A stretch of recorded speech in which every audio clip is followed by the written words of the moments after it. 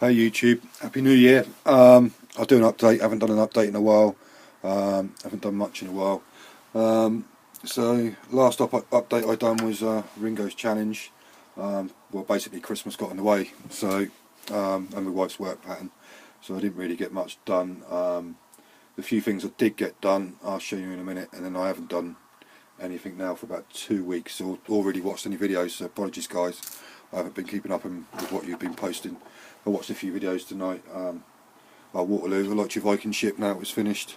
Our terrain projects, Eagle's Nest, is looking awesome. But yeah, so I've just been trying to catch up with a few videos tonight.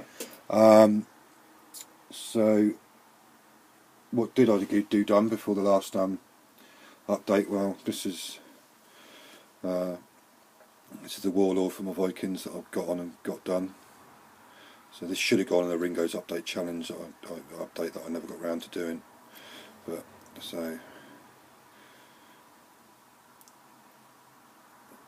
I've got that done, and I think what else did I get done?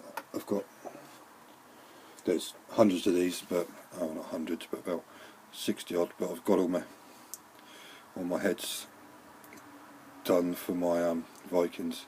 Obviously on different stands they got different colour hair, so these are all sort of like a blonde colour. What other colours we got here?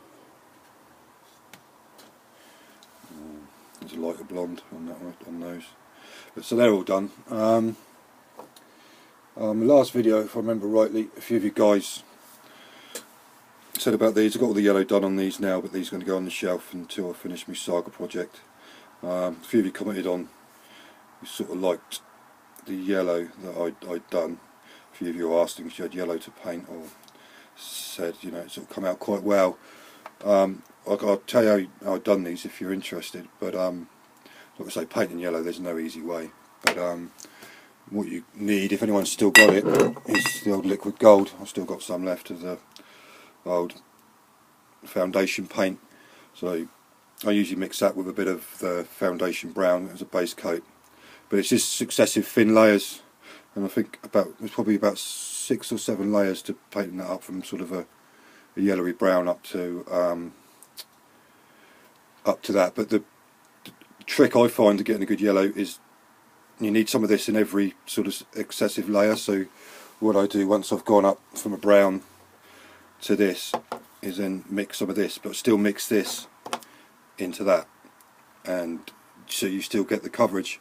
And I think the trick to getting a smooth one is thin coats with a bit of that mixed in, and quite watery, and don't sort of let it pool at all, because if it pools, that's when you get you get that horrible difference in colour with yellows. So that's just what I use. But if you actually, I mean, it looks like a nice yellow, but if you put it next to that, it's nowhere. It's not a very bright yellow, but I didn't want a bright yellow for these anyway. So that's pretty much how I've done those. It's just thin coats, thin layers, 6 or 7 layers up from that, and adding this really bright yellow in, a bit of that, and probably even the highlights, probably 50% this and 50% that Dark Sun, or whatever it's called. So that's how I sort of got my yellow. But there is no easy way. It is about 6 or 7 layers on there. But looks alright.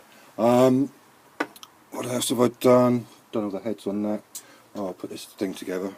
I've just actually watched a video tonight. Colour of the Gods put a painting contest up, and this is just a one-off figure I got from a trade show a little while back. But I really liked it. I'm sort of tempted to maybe have a go at painting this for his competition, but he did put me off by when he said you've got to go on Facebook. I haven't got a Facebook, so. But I was that's one of my sort of New Year resolutions, is to just put my all into a couple of figures and have a go at them.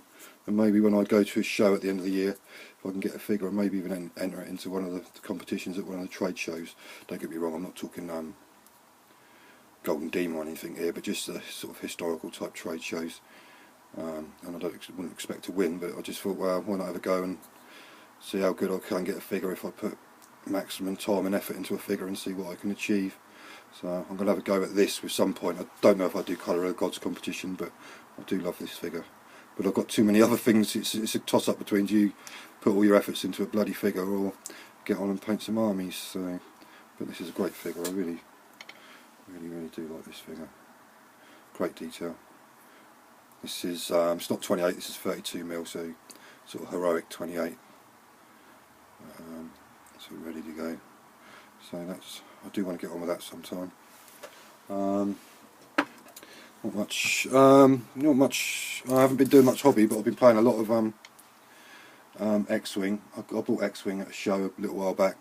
Sort of left it on the shelf and got it out just before Christmas with Nipper. Started playing it with him, and he loves it. And day after Boxing Day, I went out and bought a second starter set. So I've been playing a lot of that with Nipper. It's a good game. Got a few of the ships here, but it's a good game because at least straight out the box you can get on and play. There's no painting, so I can see what all the hype about is with the game. Alright, it's probably not the best game I've played, but out of the box it is a great play. It is a great game. It's fun. Nipper enjoys it. It's good to sort of play a game with Nipper, and he's really got the hang of the rules now, so I don't have to sit there, you know, telling him what to do and, oh, you need to do that, you need to pick up this many dice. You know, he's got the hang of it, so it's a good little game to play with a young lad. So yeah, so I'm just going to crack on now with my